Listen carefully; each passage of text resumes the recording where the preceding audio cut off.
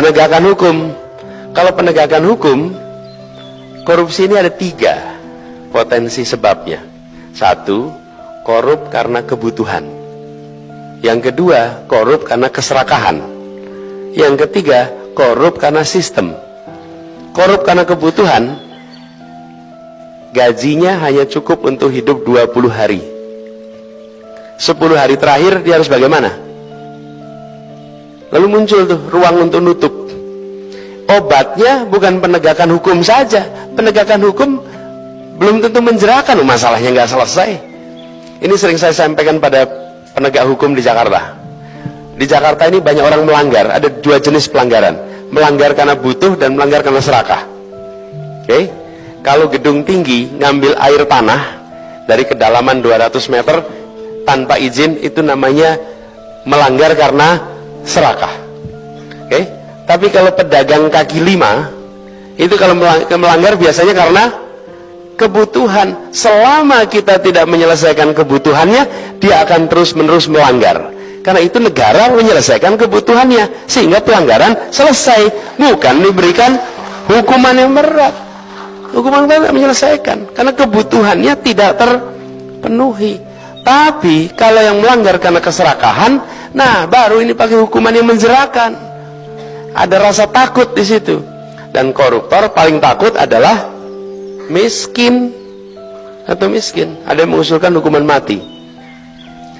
Saya sampaikan, selama sistem penegakan hukum kita belum sempurna, jangan letakkan hukuman mati di sini. Karena ketika kita melakukan kekeliruan, kita tidak bisa mengkoreksinya. Jika sistem kita sudah sempurna untuk proses pengadilan dan lain-lain, nah itu soalnya lain. Tapi sebelum sempurna, maka perlu ada ruang. Bayangkan selesai 2-3 tahun kemudian muncul bukti baru, ternyata dia bukan koruptornya. Mau dikembalikan pakai apa coba? Nggak bisa. Nggak bisa. Itu sebabnya kenapa saya sampaikan dimiskinkan. Karena kita ada ruang. Jika sampai kita ini manusia khilaf, ada ruang untuk itu. Nah, ini yang kemudian dilakukan. Kami melihat penting sekali untuk segera mensahkan undang-undang perampasan aset oleh negara. Sehingga koruptor yang kemudian KPK ini tidak boleh sekedar taat hukum. KPK ini harus taat pada kode etik.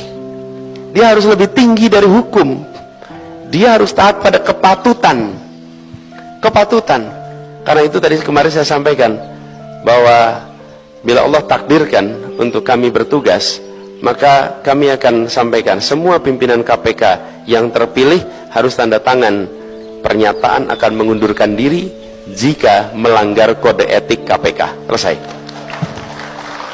Jadi bukan mengundurkan diri kalau jadi tersangka, bukan.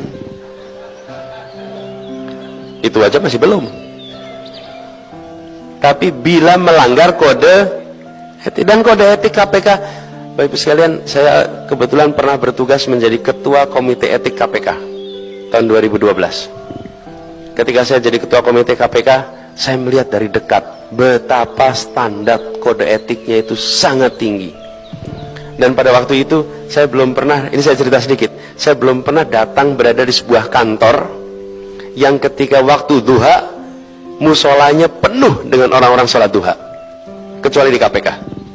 Betul-betul, saya datang kantor banyak, tapi hanya di KPK. Ini peristiwa 2012. Ketika waktu duha itu semua ada di situ. Begitu waktu sholat masuk, semua berbondong-bondong ada di musola. Dan waktu saya ngobrol dengan mereka, itu mereka selalu ingin cerita. Kan di musola kita duduk gitu, Pak, kami yang di sini ini betul-betul hanya mengandalkan pada pertolongan Allah, tidak ada yang lain. Karena yang dihadapi luar biasa. Bapak Ibu sekalian, luar biasa. Kita di sini tahu beres, Bapak Ibu. Karena mereka tak bercerita. Itu kalau datang ke situ ketemu dengan mereka-mereka yang bertugas, kalau saya mengatakan saya bangga lihat anak-anak muda penuh integritas yang waktu itu menjaga KPK. Luar biasa.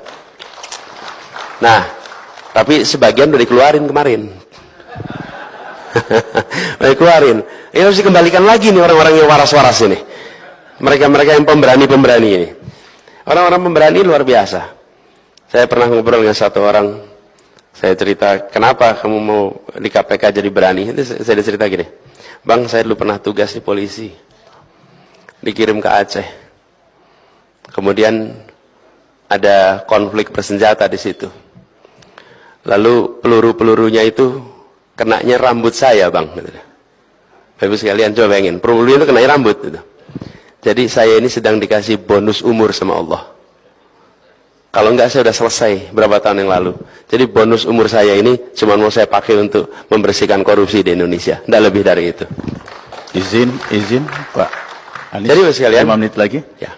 Jadi Bapak sekalian, yang kita saksikan apa? Sebuah badan membersihkan korupsi harus berisi orang berintegritas. Dan orang berintegritas itulah yang harus kita jaga agar tak berada di situ dengan kode etik yang dijaga tinggi. Jadi Bapak sekalian kami hormati, izinkan saya merangkum atas apa yang saya sampaikan. Bahwa Indonesia harus menuju satu kemakmuran. Karena dengan satu kemakmuran, kita akan bisa merasakan Indonesia memberikan perlakuan yang sama bagi semuanya. Itu dilakukan lewat apa? Lewat mereview semua kebijakan yang ada, agar kebijakannya membesarkan yang kecil, menguatkan yang lemah, tanpa mengecilkan yang besar, tanpa melemahkan yang kuat. Garisnya itu. Lalu, di dalam proses ini semua, kita menyaksikan perlunya menjaga tatanan negara ini untuk selalu berada di dalam tatanan yang menjunjung tinggi adab di dalam bernegara. Etika yang dijaga. Prinsip negara hukum, bukan negara kekuasaan. Ini. Lalu, salah satu masalah terbesar Republik ini adalah praktek korupsi.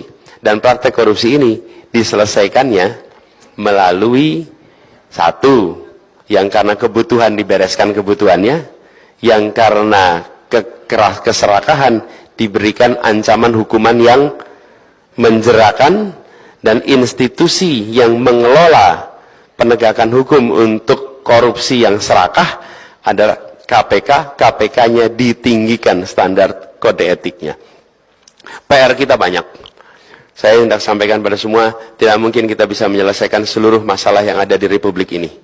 Tapi insya Allah satu hal yang pasti, kita ingin perubahan itu bisa kita kerjakan dalam tempo yang sesegera mungkin.